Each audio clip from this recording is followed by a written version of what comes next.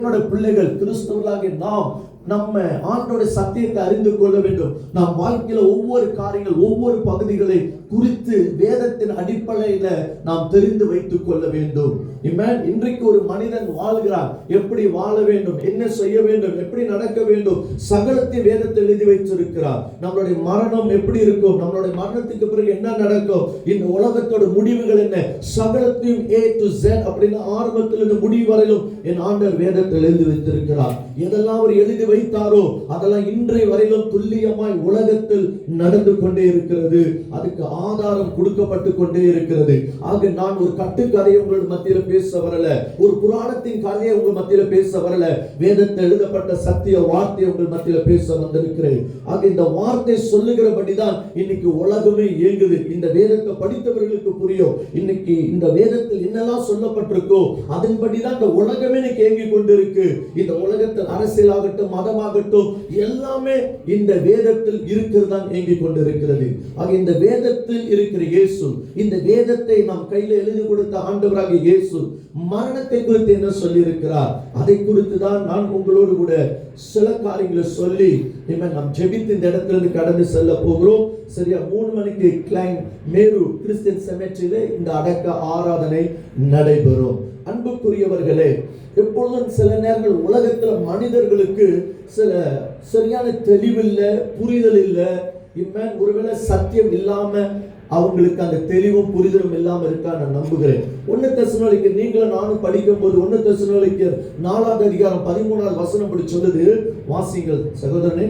அன்றியும் சகோதரரே நித்திரை அடைந்தவர்கள் நிமித்தம். நித்திரை என்பது தமிழ் வார்த்தை, கொஞ்சம் ஆழமான வார்த்தை. அது சாதாரண வார்த்தை சொன்னா மரணம் அடைந்தவர்கள். நீங்கள் நம்பிக்கையற்றவர்களாக மற்றவர்களைப் போல துக்கித்து அறிவில்லாமல் இருக்க எனக்கு மனதில்லை. இந்த இடத்துல தேவன் வார்த்தை எழுதும் பொழுது ஒரு வெரி ஸ்ட்ராங் ஸ்டேட்மெண்ட் ஒன்று சொல்றாரு, அறிவில்லாமல் இருக்காதீங்க. இந்த இடத்துல ஆண்டு சொல்றாரு, எதை குறித்து பேசுகிறார்னா மரணம் அடைந்தவர்களை குறித்து நீங்கள் சில அறிவுடையவர்களா இருக்கணும். கவனிங்க, நாம் மரணத்தை குறித்து, ஒரு மனிதன் இறந்துட்டான் இல்ல கிறிஸ்துவ வாழ்க்கையில எல்லா காரியத்தை குறித்து நமக்கு சரியா பிபிலிக்கல் அறிவு இருக்கணும். நம்ம எதை செஞ்சாலும் வேதத்தின் அடிப்படையில் செய்யணும். எதை செஞ்சாலும் அது கடவுளுக்கு பிரியமானதாய் செய்யணும். இல்லை என்றால் அது நமக்கு எந்த பிரயோஜனத்தையும் கொண்டு வராது. இன்னைக்கு நிறைய நேரங்கள் நான் பார்க்கிறேன் சமுதாயத்துல, உலகத்துல. சில நேரங்கள் நான் பார்க்கிறேன், ஒரு மனிதன் கொலை செஞ்சிடறான். அவனுக்கு மரண தண்டனை கொடுக்கிறது அரசாங்கம். அவனை தூக்கில போடுறாங்க, செத்துறான். செத்து முடிஞ்ச பிறகு அவனுடைய இப்படிப்பட்ட கடைசி மணி நேரத்துல பல சாங்கியங்களை செய்து அவனை பரலோகத்துக்கு அனுப்பிடுறாங்களாம், சொர்க்கத்துக்கு அனுப்பிடுறாங்களாம். இது முடியுமா? இது லாஜிக்கா? இப்ப என் பிள்ளைல உங்க பிள்ளை ஒருத்தன் கொண்டுட்டான், சட்டம் அவனுக்கு மரண தண்டனை கொடுத்துருச்சு, அவனை தூக்கி தூக்கில போட்டுட்டாங்க. தூக்கில போட்டு அவனை இப்படிப்பட்ட கடைசி மணி நேரத்துல சில சாங்கிய சம்பிரதாயங்களை சேர்ந்து இந்த ஆத்மாவை நாங்க இப்ப பரலோகத்துக்கு அனுப்பணும்னு சொல்லி ஒரு மனுஷன் பரலோகத்துக்கு அனுப்ப முடியுமா? சொர்க்கத்துக்கு அனுப்ப முடியுமா? இல்ல அப்படி நான் செய்தாலும் கூட நீங்களாவது ஏற்றுக்கொள்வீர்களா? அது சரியா இருக்குமா, நீதியா இருக்குமா? யோசித்து பார்ப்போம். நான் இப்படி சொல்லுவேன், எந்த பாஸ்டர், ஒரு சர்ச் ஃபாதர் ஆகட்டும், எந்த சாமியாராகட்டும், எந்த மத தலைவர்களாகட்டும், யாரும் ஒரு மனுஷனை சொர்க்கத்துக்கு அனுப்பவே முடியாது, பரலோகத்துக்கு அனுப்பவே முடியாது. எங்க கையில இல்ல, எந்த பாஸ்டர் கையில அந்த பரலோகத்துக்கான வாசல் கிடையாது, அந்த கீ கிடையாது. எந்த எந்த எந்த மத தலைவர்களுக்கும் அந்த உரிமை, அதிகாரம் இல்லை. வேதம் ரொம்ப அழகா சொல்லுது, நம்ம வாழ்க்கை நம்ம கையில் இருக்கிறது. நாம் வாழ்கிற வாழ்க்கை தான் முடிவில் நாம் எங்க போகிறோம் என்று சொல்லி நமக்கு காரியங்களை தீர்மானிக்குது. அப்படி சொன்ன உலகத்துல கொலை செய்கிறவன், திருடுறவன், விபச்சாரம் செய்கிறவன், அவன் எல்லாத்தையும் செஞ்சிருவான். கடைசி மணி நேரத்துல செத்த பிறகு ஒரு சாங்கிய சம்பாயத்தை செய்து அவனை சொர்க்கத்துக்கு நேரம் அனுப்ப முடியுமா? இல்ல, யோசித்து பார்ப்போம். அதனால இங்க சொல்றாரு, மற்றவர்களை போல அறிவில்லாமல் சிந்திக்காதீங்க, அறிவில்லாமல் செய்யாதீங்கன்னு சொல்றாரு. நாம் அநேக நேரத்தில் ஏமாந்து போய் விடுகிறோம். சில தேவையான காரியங்களை செய்து கிறிஸ்தவத்துல கூட ஒருவர் மரித்த பிறகு சில சேவலாத விஷயங்களை செய்து இப்படி செஞ்சுட்டா அவங்க சொர்க்கத்துக்கு போயிடுவாங்களா? இல்ல, அப்படி எங்குமே வேதம் நமக்கு சொல்லல. வாழ்கிற அந்த ஒரே ஒரு வாழ்க்கை கடவுளுக்கு பயந்து கடவுள் சொன்ன வழியில நடக்கிறவர்கள் தான் பாவரிடத்தில் சரியான பாவ மன்னிப்பை பெற்றுக்கொண்டு மரிக்கிறவன் தான் அவர் சொன்னபடியே சொர்க்கத்துக்கு பரலோகத்துக்கு போக முடியும். எல்லா மதமும் ஒன்று சொல்லுகிறது, எல்லா வேதமும் ஒன்று சொல்லுகிறது. மனிதன் செத்தா அவனோட ஆத்மா ஒன்று சொர்க்கத்துக்கு போகணும், இல்ல நரகத்துக்கு போகணும். இதுதான் எல்லா மதமும் சொல்லுது, எல்லா வேதமும் சொல்லுகிறது. அப்போ ஒரு கேள்விக்குறி வருது, யார் தான் சொர்க்கத்துக்கு போவா, யார் தான் நரகத்துக்கு போவா? அவன் எப்படி வேணுமோ வாழலாம், எப்படி வேணுமோ அநியாயம் செய்யலாம், பாவம் செய்யலாம், துரோகம் செய்யலாம், எல்லாம் செய்து விட்டு இந்த உலகத்துல எல்லாத்தையும் சம்பாதிச்சு பேர் புகழ் எல்லாத்தையும் செலுத்தி இருக்கலாம்.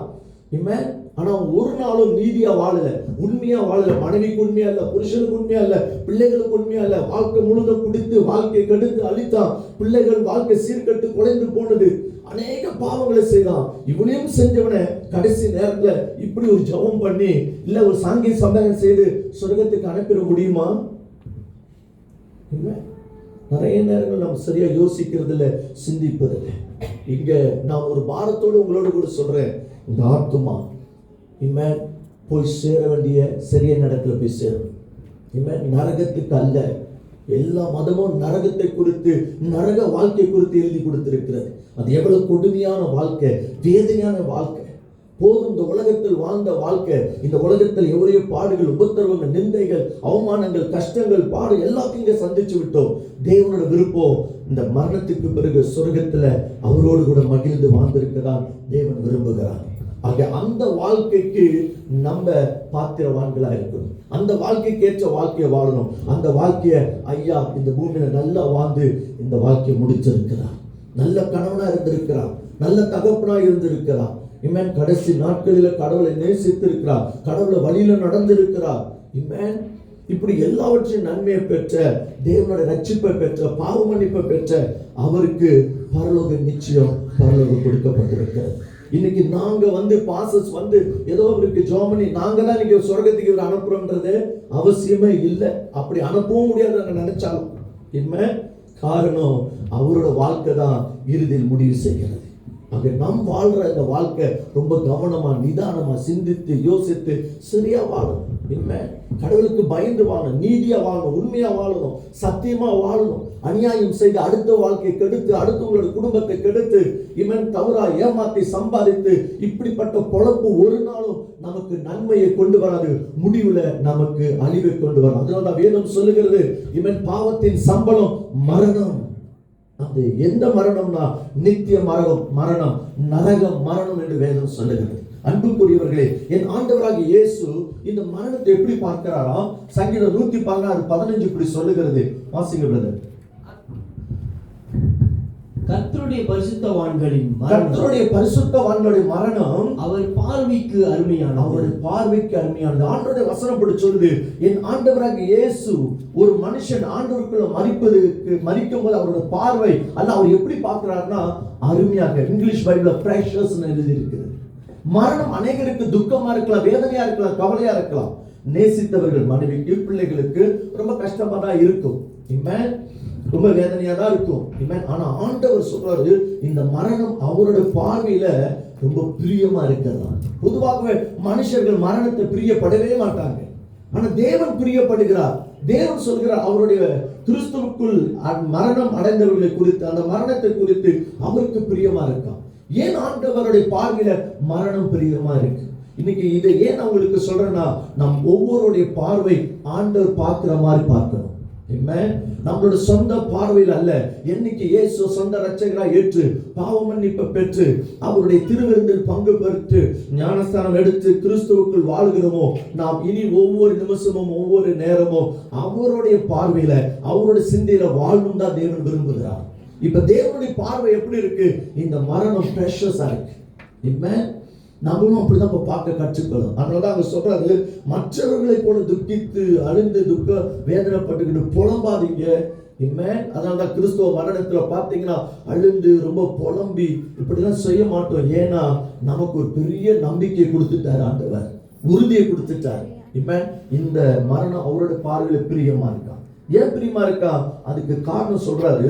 ரெவலேஷன் 14:13 வெளிப்படுத்தல் விசேஷம் 14 அதிகாரம் 13 வசனத்தில் முதல் சொல்கிறார், வாசிங்க. பின்பு பரலோகத்தில் இருந்து ஒரு சத்தம் உண்டானது. கேட்டேன். அது கர்த்தருக்குள், அது கிறிஸ்து இயேசுவுக்குள் மரிக்கிறவர்கள் இது முதல் பாக்கியவான்கள் என்று எழுது. அவர்கள் தங்களோட பிரயாசங்களை விட்டு ஒளிந்து இளைப்பாறிக் கொண்டிருக்கிறார்கள். அல்லேலூயா. இப்ப ஆண்டவர் சொல்றாரு, கிறிஸ்துவுக்குள் ஏன் ஆண்டவர் மரணத்தை அவருக்கு ரொம்ப பிரியமா பார்க்கிறார்னா, அவர் உண்டாக்கின மனுஷன் இந்த உலகத்தில் பல பாடுகள், வேதனைகள், துன்பங்கள், கஷ்டங்கள் வாழ்க்கை முழுவதும் அவன் சந்திச்சிருக்கிறான். ஒரு மனுஷன் பூமியில பிறந்த நாளிலிருந்து கடைசி நாள் வரையிலும் அவன் வாழ்க்கையில கண்ணீர் இருந்து கொண்டுதான் இருக்கு. அவன் பிறக்கும் போது அழுந்து கொண்டுதான் பிறக்கிறான். வாழ்க்கையில வளர்கிற காலங்கள்ல எத்தனையோ வேதனைகளை சந்திக்கிறான். படிக்கிற காலத்துல, வேலை செய்கிற போது, கல்யாணத்துக்கு பிறகு, பிள்ளைகளை பெற்ற பிறகு வாழ்க்கை முழுதும் அவனுக்கு ஒரு பாடுகள் இருந்து கொண்டுதான் இருக்கு. போராட்டங்கள் இருந்து கொண்டுதான் இருக்கு. குடும்பத்தை காப்பாற்றணும் சுமைகளை சுமக்கிறான். பல நேரங்கள் பலருக்கு தூக்கம் இல்லாம குடும்பத்துக்காக ஓடி உழைக்கிறாங்க. ஓய்வு இல்லாம இவன் குடும்பத்துக்காக பாடுபாடுறாங்க. இப்படி வாழ்க்கை முழுவதும் ஒரு பாடு இருந்து கொண்டே இருக்கு. ஆனா வேதம் சொல்லுகிறது, இந்த நாள் முதல் கொண்டு அவருடைய ஆத்துமா கடவுளுடைய பிரசன்னத்தில் இளைப்பாறிக் கொண்டிருக்கிறது. அதனால கிறிஸ்தவர்கள் மரித்த பிறகு, இப்ப கல்லறையில் நம்ம போய் புதைச்சிட்ட பிறகு அங்க ஒரு கிராஸ் வச்சு அங்க ஒரு வார்த்தை வைப்பாங்க, RIP, rest in peace. இப்பதான் உண்மையான அந்த ஆத்துமாவுக்கு இளைப்பாறுதல் கிடைச்சிருக்கு. இப்ப அவர் தேவனுடைய பிரசன்னத்துல அந்த ஆத்துமா போயிருக்கிறபடினா இப்ப அவருக்கு துன்பம் இல்லை, துக்கம் இல்லை, வேதனை இல்லை, கவலை இல்லை, எந்த கஷ்டமும் இல்லை. அவர் கடைசி நாட்கள கொஞ்ச நாள் அவர் வீழ்ச்சியில இருந்தாங்க, ஹாஸ்பிட்டல்ல இருந்தாங்க, பல சரீரத்துக்கு பாடுகள் இருந்தாங்க. இது எதுவுமே இல்லாம தேவனுடைய பிரசன்னத்தில் நிறைவான ஒரு ரெஸ்ட், ஒரு பீஸ். அல்லேலூயா. இன்னைக்கு உலகத்துல வாழ வரைக்கும் நமக்கு சமாதானம் இல்லை, நிம்மதி இல்லை, நமக்கு ஒரு நல்ல ரெஸ்ட் கிடையாது. ஆனா உண்மையாய் கடவுளுடைய பிரசன்னத்தில் தான் நமக்கு அந்த இளைப்பாறுதல் உண்டு. ஏன் ஆண்டவருக்கு இது பிரியமா இருக்குன்னா, ஆண்டவருடைய பிரசன்னத்தில் அவர் உண்டாக்கின மனுஷன் இளைப்பாறிக் கொண்டிருக்கிறார். இரண்டாவது சொல்றாரு, 1 தெசலோனிக்கேயர் 4 அதிகாரம் 14-16 ஆண்டவர் சொல்கிற இரண்டாவது காரியத்தை கவனிங்க. வாசிங்க. பின்பு உயிரோடு இருக்கும் நாமும் கர்த்தருக்கு எதிர்கொண்டு போக 14 இருந்து வரீங்களா? இயேசுவானவர் மரித்து பின்பு எழுந்தார் என்று, மறுபடியும் உயிரோடு எழுந்தார் என்று விசுவாசிக்கிறவன். நாம் ஆண்டவருக்கு கிறிஸ்துவுக்கு எல்லாரும் விசுவாசிக்கிறோம். இயேசு மரித்தார், ஆனாலும் அவர் சொன்னபடியே 3வது நாள் உயிரோடு எழுந்தார். இன்றைக்கு உலகத்தில் பிறந்த எல்லா மனிதர்களுடைய கல்லறை இன்றைக்கும் இருந்து கொண்டுதான் இருக்கு. இவன் புல் முளைச்சிருக்கலாம், மரம் முளைச்சிருக்கலாம், கல்லறை ஒண்ணு இருந்து கொண்டுதான் இருக்கு. ஆனா ஒருவருடைய கல்லறை இன்றைக்கும் திறந்திருக்கிறது, காலியா இருக்கிறது என்றால் அது நீங்களும் நானும் ஆராதிக்கிற ராஜயூத சிங்கமாக இயேசு கிறிஸ்து. அவர் மரித்தார், சொன்னபடி 3வது நாள் உயிரோடு எழுந்தார். அந்த ஆண்டவருடைய கல்லறை இன்றைக்கும் உயிரோடு கூட இருக்கிறது ஜெருசலேம் பட்டணத்தில். ஆக பைபிள் சொல்கிறது, இயேசு இப்படி சொல்லுகிறார். ஏன் அவருடைய பார்வையில மரணம் பிரஷஸா இருக்குன்னா, இயேசு ஒரு வாக்கு கொடுக்கிறார், கிறிஸ்துவுக்குள் மரித்தவர்கள் எப்படி இயேசு மரித்து உயிரோடு எழுந்தாரோ அதே போல இயேசு கிறிஸ்துவுக்குள் பாவ மன்னிப்பு பெற்று அவர் சொந்த தெய்வமா ஏற்றுக்கொண்ட அத்தனை பேரும் மறுபடியும் இயேசு வரும்போது அவர் உயிரோடு கூட எழுப்புவார். அந்த வசனத்தை வாசித்து முடிங்க சகோதரா.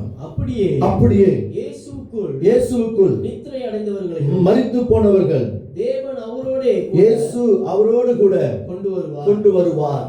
அல்லேலூயா. மறுபடியும் நாம் என்ன ஒரு மகிழ்ச்சியோட, சந்தோஷத்தோடு, நம்பிக்கையோடு நம்ம இவரை கொண்டு போய் அடக்கம் பண்ண போறோம் தெரியுமா? நாங்கள் இப்படி சொல்லுவோம், அடக்கம் அல்ல, விதைக்க போகிறோம். ஏன்னா விதைக்கிற ஒவ்வொரு விதையும் ஒரு நாள் முளைத்து வெளியே வரும். தமிழ் வேதாகமம் ரொம்ப அழகா தமிழ் வார்த்தை கையாண்டு இருக்கிறது. நித்திரை என்பது மரணம் அல்ல, நித்திரை என்பது நம்மளாம் தூங்குவோம்னு சொல்லுவேன். தூங்குறவன் நிச்சயமா ஒரு நாள் என்ன செய்வான்? முழித்துக் கொள்வான். செத்து போனா முழிக்க மாட்டான், ஆனா தூங்குறவன் முழித்துக் கொள்வான். ஆங்கிலம் தான் தமிழ் வேதாகமம் நித்திரை என்று எழுதியிருக்கிறது. நித்திரை என்றால் என்ன? நம்மை பொறுத்த வரைக்கும் இப்போது அவர் நித்திரை கொண்டிருக்கிறார். என் இயேசு சொன்னபடி திரும்பி வருவார். 700 இயேசு உலகத்தில் பிறப்பதற்கு 700 ஆண்டுகளுக்கு முன்பாய் தீர்க்கதரிசிகள் உரைத்தார்கள். ஏன்? உலகம் தோற்றத்தில் முதல் கொண்டு தீர்க்கதரிசனம் சொல்லப்பட்டது.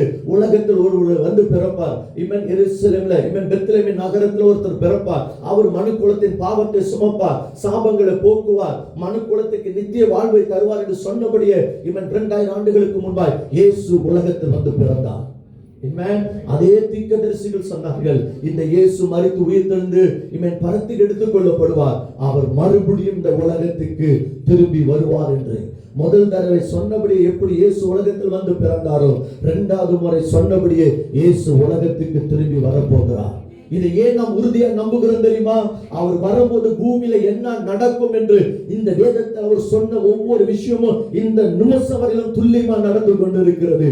ஆகினால் உறுதியா சொல்லுவோம், அவர் உலகத்தில் பிறந்தவர், போனவர், திரும்பி வருவன் என்று சொன்னவர், வரப்போகிற நாட்கள் மிக மிக சமீபமாகிவிட்டது. ஆகினால்தான் இந்த வேதம் எத்தனை புத்தகங்கள் இந்த உலகத்தில் எழுதப்பட்டது, எத்தனை வேதம் இந்த உலகத்தில் எழுதப்பட்டது, எல்லாம் மறித்து மண்ணோடு போனது. அநேகர் அது விரும்புவதில்லை. ஆனா ஒரே ஒரு வேதம், ஒரே ஒரு புத்தகம் இன்னைக்கும் உலகத்துல எழுதப்பட்டு, இன்னைக்கும் வாசிக்கப்பட்டு, இன்னைக்கும் விற்பனையில அதிக டாப்பா இருப்பதற்கு காரணம் இது சத்தியம். இது எங்கேயுமே பொய்யாய் காணப்படவே இல்லை. சயின்ஸ் ப்ரூஃப் பண்ணது, உலகம் சரித்திரம் ப்ரூஃப் பண்ணது, எல்லாம் ப்ரூஃப் பண்ணது. காரணம் இது சத்தியம். அங்க அவர் சொன்னபடி திரும்பி வரப்போகிறார். அவர் சொன்ன வரும்போது என்ன நடக்கும்னு அது அப்படியே நடந்து கொண்டிருக்கு. ஒரு முறை ஐயாவோட நான் உட்கார்ந்து பேசும் பொழுது ஒரு காரியத்தை கண்டு நான் பிரமித்து போனேன். என்னன்னா, உலகத்தில் நடக்கிற எல்லா நியூஸும் அவருக்கு தெரியுது. அவரோட உட்கார்ந்து பேசுற இவன் பெலஸ்தீன்ல என்ன நடக்குது, இங்க என்ன நடக்குது, அங்க நடக்குது, அவ்வளவு தொலைக்கு உலக காரியத்தை அறிந்து தெரிஞ்சு வச்சிருக்கிறாங்க. நம்ம தமிழ் சமுதாயத்தை போய் கேளுங்களேன், டிக்டாக்ல இருக்க சண்டையா சிட்டியோ, இவன் என்ன பண்றான் அவன் என்ன பண்றான் தெரியும், உலகத்துல நாட்டுல என்ன நடக்குதுன்னு தெரியாது. நமக்கு டிக்டாக்ல இருக்கிற அறிவை ஞானத்தை பார்க்கிறோம், இன்னைக்கு சமுதாயத்துல உலகத்துல என்ன நடக்குதுன்னு கூட தெரியாம வாழ்றாங்க. ஆனா ஐயா எவ்வளவு தூரம் இன்ஃபர்மேஷன் வச்சிருக்கிறான். நிறைய காரியங்கள். எனக்கு ஒரு காரியம் ரொம்ப கொஞ்சம் கவலை. நான் மகன் சொன்னாங்கல்ல, ஐயா நல்ல மருந்து செஞ்சு நிறைய பேர் குணமாக்கிட்டாருன்னு. எனக்கு ஒரு கவலை என்னன்னா, ஒரு முறை உட்காந்து பேசும்போது சொன்னாரு, எப்படி கோல்டு தயாரிக்கிறதுன்னு சொல்லி. பயாலஜிக்கலி அவருக்கு தெரியும் கோல்டு எப்படி சமர். இவன் நல்லா இருந்தா நான் பிளான் பண்ண வச்சு கொஞ்சம் கோல்டு தயாரிச்சிடலான்ட்டு. முயற்சி பாருங்களேன், அந்த அளவுக்கு நாலேஜ் போர்டு அவருக்கு இருந்தது. உலக காரியங்கள் அறிந்து வைத்திருக்கிறார். ஐயாலாம் வாழ்ந்த காலங்கள் என்ன காலங்கள். ஆனா இன்றைக்குள்ள ஜெனரேஷன் போய் கேளுங்க, யார் இன்னைக்குள்ள பிரைம் மினிஸ்டர்னு தெரியல. ஒருத்தர் கேட்டேன், யார் எம்ஐசி தலைவர் கேட்டேன், தத்தோஸ்ரீ சாமியோல். சாமியோல் செத்து போனது கூட தெரியல. அந்த அளவுக்கு நாலேஜ் இல்லை, விஷயம் தெரியல. நம்ம தமிழ்நாட்டில் இருக்கிற தமிழர்களை போல இந்த நாட்டில் இன்னைக்கு சினிமாவும் சீரியல்லையும் விழுந்து அதிலேயே கிடக்கிறான். எந்த விஷயம் தெரியல, புரியல, விளங்கல.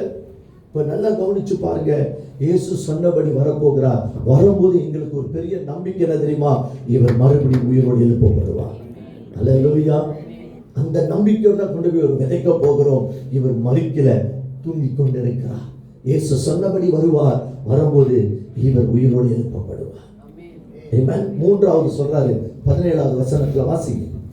பின்பு உயிரோடு இருக்கும் நாம், உயிரோடு இருக்க நாமும் கர்த்தருக்கு எதிர்கொண்டு போக. ஒருவேளை இயேசு வரும்போது நாம் உயிரோடு இருப்போம், ஆனால் நம்ம என்ன செய்யப்படுவோம்? மேகங்கள் எடுத்துக் கொள்ளப்படுவோம். அப்படி நம்ம எடுத்துக் கொள்ளப்படுவோம். மேகங்களிலே அவரோடு கூட ஆகாயத்தில் எடுத்துக் கொள்ளப்பட்டு இவ்விதமாய் எப்பொழுதும் கர்த்தரோடு கூட இருப்போம். எப்பொழுதும் கடவுளோடு கூட சொர்க்கத்தில் இருக்கும்படி அந்த உன்னத பாக்கியமான வாழ்க்கையை தருகிறார். மரித்தவர்களை உயிரோடு எழுப்புகிறார். உயிரோடு இருக்கிற நாமும் எடுத்துக்கொள்ளும். அப்படின்னா என்ன அர்த்தம்? ஒரு நாள் முகமுகமாய் இவரை சந்திக்க நமக்கு ஒரு பாக்கியம் உண்டு.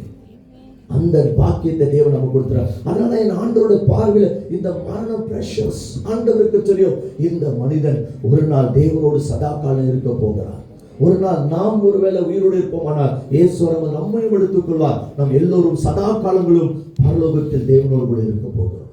நான் முடிக்க போகிறேன், நல்லா கவனிங்க. இவர் அவருடைய இடத்தை பிடிச்சிட்டார், போக வேண்டிய இடத்துக்கான நிச்சயத்தை பெற்றுக்கொண்டார். அவர் இன்னைக்கு அங்க தேவனுடைய சமூகத்தில் இளைப்பாரி கொண்டிருக்கிறார். இயேசு வரும்போது எடுத்துக்கொள்வார். நாம் எல்லாரும் இன்றைக்கு அந்த நம்பிக்கையோடு கொண்டு விதைக்க போகிறோம். ஆனால் அவரு கடைசி நாள் வரலும் யோசித்து சிந்தித்து ஒரு வார்த்தை, இவன் இந்த ஆத்துமா நஷ்டப்படுத்தணும் என்றால் நமக்கு என்ன பிரயோஜனம்? ஒரே ஒரு விஷயத்தை சொல்லி நான் முடிக்க விரும்புகிறேன். இந்த ஆத்மா ஒருவேளை இன்றைய இரவு இவன் நம்மளுடைய உயிர் போகுமானால் நம்மளுடைய ஆத்மா எங்க போக போகுது? நம்ம கொஞ்சம் அதை யோசிக்கணும், சிந்திக்கணும். எதிர்காலத்தை குறித்து பல திட்டங்கள் எழுதுவோம், பல காரியங்கள் யோசிப்போம், செய்வோம். ஆனால் ஒரு விஷயத்தை யோசித்தோம்னா, என் உயிர் இன்னும் இரவு அல்ல நிமிஷம் பிரிந்து போனால் எங்க போக போகும்? எங்க போக போகுது ஆத்துமா?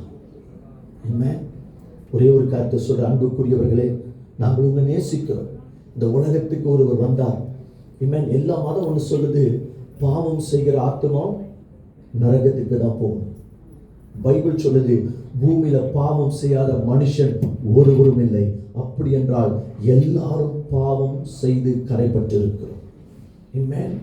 இந்த பாவ கரை இருக்கிற வரையிலும் தேவனிடத்தில் யாரும் போய் சேரவே முடியாது. யாரும் சொல்ல முடியாது எனக்கு பாவம் இல்லை. நான் இப்படி சொல்லுவேன், ஒருவேளை உங்களிடத்தில் பாவம் இல்லாமல் இருக்கலாம், நீங்கள் பாவமே செய்ய ஒற்றுக்கொள்ளுகிறேன். ஆனால் உங்கள் முன்னோர்கள், தாத்தா பாட்டி, தமிழ் வேதாகமம், நம்மளுடைய தமிழ் வேதத்தில் எழுதப்பட்ட 7 தலைமுறை சாபம் தொடரும். வேதம் சொல்லுகிறது 4 தலைமுறை சாபம் தொடரும். எங்கள் முன்னோர்கள் செய்த பாவம் சாபமாய் தொடர்ந்து கொண்டிருக்கிறது. ஃபேமிலி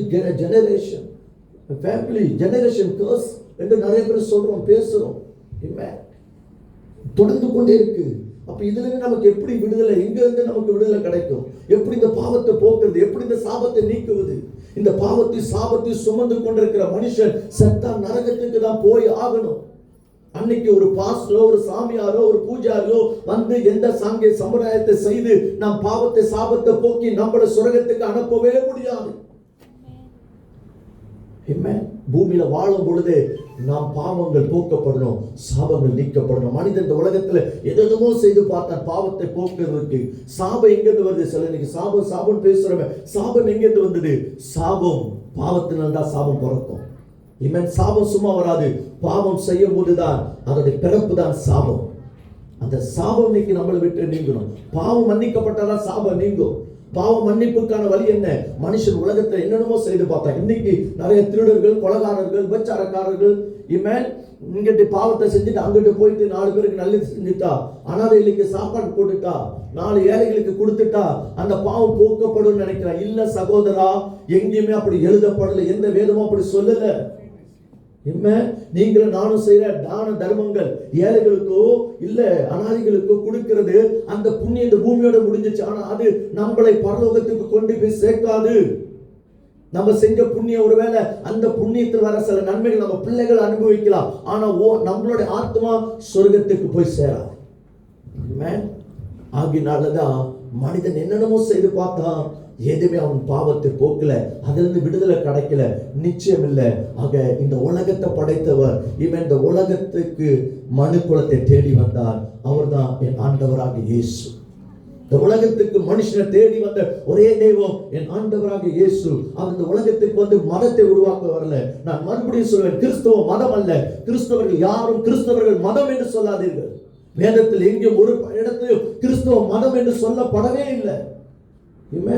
கிறிஸ்தவ மதம் அல்ல. இந்த உலகத்துக்கு ஆண்டவர் வழிகாட்ட வந்த தெய்வம், இந்த உலகத்துக்கு வெளிச்சத்தை கொடுக்க வந்த தெய்வம். யோவான் 1:9 சொல்றார், இந்த உலகத்துக்கு வந்த மெய்யான ஒளி கிறிஸ்து இயேசு. பாவ இருள வாழ்கிற, சாப இருள வாழ்கிற மக்களுக்கு வெளிச்சத்தை கொடுக்க வந்த இயேசு. என்ன வெளிச்சம்? பாவம் என்றால் என்ன? பாவம் எப்படி தோன்றுது? பாவத்தினால் எப்படி சாபம் வருகிறது? இதெல்லாம் மனு குலத்துக்கு போதித்து பாவ மன்னிப்புக்கான வழியை உண்டு பண்ணினார். எந்த மனுஷனும் பாவத்துக்கு பரிகாரத்தை கொடுக்கவே முடியாது. ஆனா ஒரு தெய்வம் இந்த உலகத்துல மனுஷன் செய்த பாவத்தெல்லாம் ஏற்றுக்கொண்டு கல்வாரி சிலுவையில பரிகாரத்தை செலுத்தினார். நான் இப்படி சொல்லுவேன், பாவ மன்னிப்புக்காக நீங்களும் நானும் எந்த பரிகாரம் செய்ய தேவையில்லை. இன்றைக்கு சொல்லுகிற கிறிஸ்தவர்களே, தேவ பிள்ளைகளே, நீங்களும் நானும் பாவத்துக்காக எந்த பரிகாரம் செய்ய தேவையில்லை. தயவா ஏமாந்து பணத்தை செலவு பண்ணி, நேரங்களை செலவு பண்ணி பரிகாரத்தை செலுத்தாதீங்க. உங்களுக்காய் எனக்காய் சிலுவையில இயேசு பரிகாரத்தை செய்து முடித்து விட்டார். தெய்வம் செய்து விட்டார். ஏன் தெரியுமா? அவர் உண்டாக்கின பிள்ளைகள் ஒருவர் நரகத்துக்கு போயிடக்கூடாது, எல்லாரும் அவரோடு கூட பரலோகத்தில் இருக்கணும் என்று என் தேவனே எனக்காய் பரிகாரத்தை செய்து முடித்து விட்டார். ஆகினால்தான் வேதம் சொல்லுகிறது, அவர் ஒருவருக்கு அதிகாரம் உண்டு மனு குலத்தின் பாவத்தை மன்னிப்பதற்கு. சிலுவையில பாவத்துக்காய் ரத்தம் சிந்தி ஜீவனை கொடுத்தார். இவன் செலுத்த வேண்டிய பரிகாரத்தை செலுத்தி முடித்து மரித்து மூன்றாவது நாள் உயிரோடு எழுந்து வந்தார். ஆக கிறிஸ்து ஒருவர் தான் நம் பாவங்களுக்காக மரித்தார். நாம் சாபங்களை போக்க வல்லமையும் அதிகாரம் அவருக்கு ஒருவருக்கு மட்டும்தான். ஆக இந்த இயேசுவை அவரிடத்தில் நாம் பாவத்தை அறிக்கை பண்ணி பாவ மன்னிப்பை பெற்றுக் கொள்ளும் பொழுது நமக்கு salvation என்ற ரட்சிப்பை தருகிறார். நம் வாழ்க்கையில் உண்டான பாவத்தை மாத்திரம் மன்னிக்கல, நாம் தலைமுறை பின்தொடர வருகிற அத்தனை சாபத்தை நீக்கி இந்த உலகத்தை நாம் வாழ வைத்து நம்மளுடைய மரணத்துக்கு பிறகு சொர்க்கத்தில் அவரோடு கூட இருக்க சதா காலமும் வாழ நமக்கு அவர்தான் அந்த வாய்ப்பை கொடுக்கிறார்.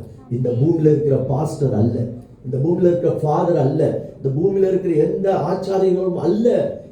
தேவன் ஒருவர் தான் நமக்கு அந்த உத்தரவாதத்தை கொடுக்கிறார்.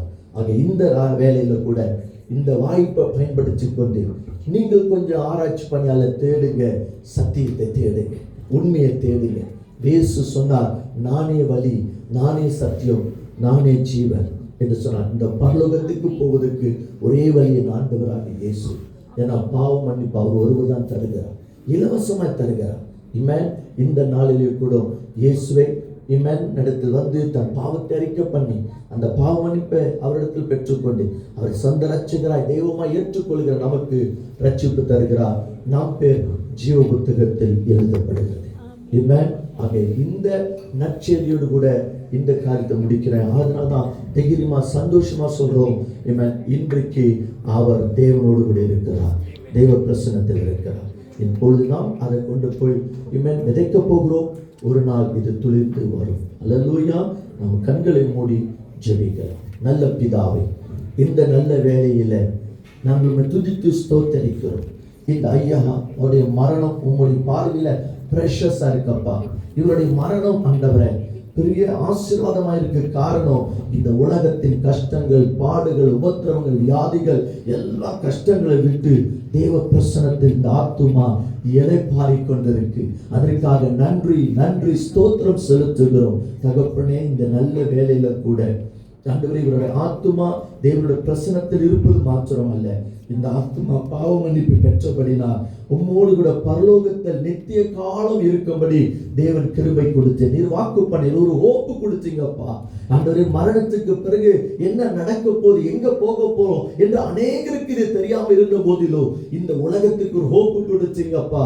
நான் திருப்பியும் வருவேன், வரும் பொழுது இயேசு கிறிஸ்துவை சொந்த தெய்வமா ஏற்றுக்கொண்டு பாவ மன்னிப்பை பெற்று அவருடைய வழியில நடக்கிற உங்களுக்கு நான் மறுபடியும் வரும்போது உங்களை உயிரோடு கூட எழுப்புவேன், உயிரோடு கூட எடுத்துக்கொள்வேன் என்று சதா காலம் என்னோடு கூட வைத்துக் கொள்வேன் என்று சொன்ன ஹோப்புக்காக, இந்த ப்ராமிஸுக்காக, வாக்குத்தத்தத்துக்காய் நன்றி நன்றி ஸ்தோத்திரம் செலுத்துகிறோம். ஐயாவை ஒரு நாள் நாங்கள் முகமுகமாய் சந்திக்க போகிறோம் ஐயா. ஆண்டவரே நாங்கள் அந்த நம்பிக்கையோடு கூட இன்றைக்கு கொண்டு போய் விதைக்க போகிறோம். இங்கு உயிரோடு இருக்கிற நாங்கள் ஒரு நாள் அவரை முகமுகமாய் சந்திக்க வேண்டுமானால் அவர் விசுவாசித்து அவர் பாவ மன்னிப்பை பெற்று எந்த இயேசுவை ரட்சகராய் ஏற்றுக்கொண்டு இயேசு கிறிஸ்துவுக்குள் வாழ்ந்தாரோ அதே போல நாங்களும் ஆண்டவர் இயேசுவை சொந்த ரட்சகராய் ஏற்றுக்கொண்டு பாவ மன்னிப்பை பெற்றுக்கொண்டு இந்த இயேசுவின் வழியில நடக்க எங்களுக்கு கிருபை பாராட்டுங்க.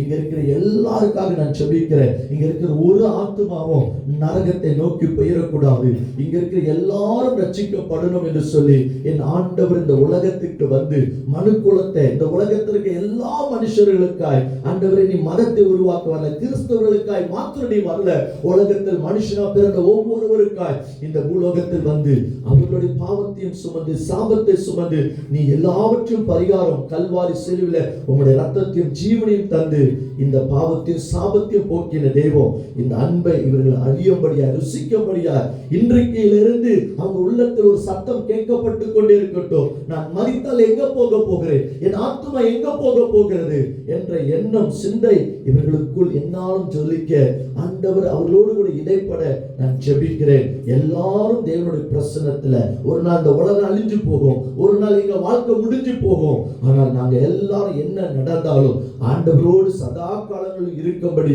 இந்த பாக்கியத்தை தாங்க. ஒரு தேவ உலகத்தை வந்து சும்மா உயிரை கொடுக்கல, சும்மா ரத்தத்தை சிந்தல. இவ்வளவு பெரிய நோக்கமும் காரணமும் உண்டு.